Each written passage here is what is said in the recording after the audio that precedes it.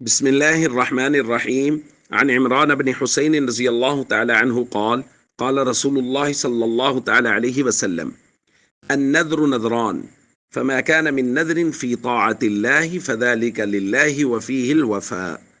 الحدیث رواہ النسائی۔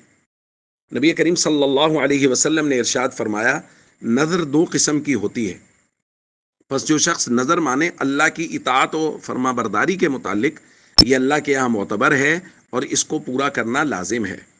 اور پھر حضور نے فرمایا وما كان من نذر فی معصیت اللہ، جو آدمی اللہ کی نافرمانی کی نظر مانے، فذلک للشیطان، یہ نظر شیطان کے لیے ہے، ولا وفاء فی، اور اس کا پورا کرنا جائز نہیں ہے، بلکہ اس کے بدلے میں کیا کرے، ویکفرہ ما یکفر الیمین،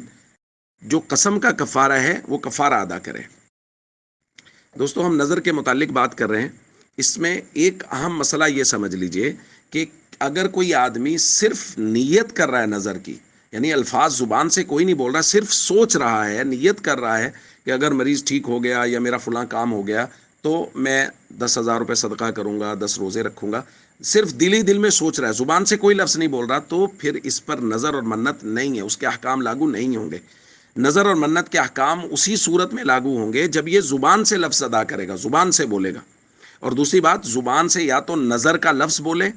یا پھر ایسا صیغہ بول لے جو الزام پر دلالت کرے، یعنی اللہ کے لیے مجھ پر لازم ہے کہ میں یہ کام کروں، ایسے صیغے سے نظر جو ہے وہ منعقد ہوگی اور منت منعقد ہوگی۔ دوسرا اس کے ساتھ جو مسئلہ ہے وہ بھی آپ نے سمجھ لیا، حدیث کے اندر ہی وہ آ گیا کہ اگر اللہ کی نافرمانی کی نظر مان لی، مثال کے طور پہ کسی آدمی نے نظر مانی کہ اللہ کے لیے مجھ پر لازم ہے کہ میں اپنے رشتہ داروں سے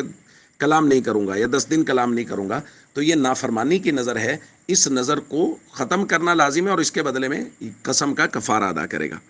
اسی طرح اگر کسی آدمی نے ایسی نظر مان لی ہے جس کا ذکر ہی نہیں کیا، یعنی کہ بس یہ کہا کہ اللہ کے لیے مجھ پر نظر ہے یا اللہ کے لیے مجھ پر کچھ لازم ہے، اب کیا لازم ہے کچھ بھی ذکر نہیں کیا، تو اس صورت میں بھی قسم کا کفارہ دے گا۔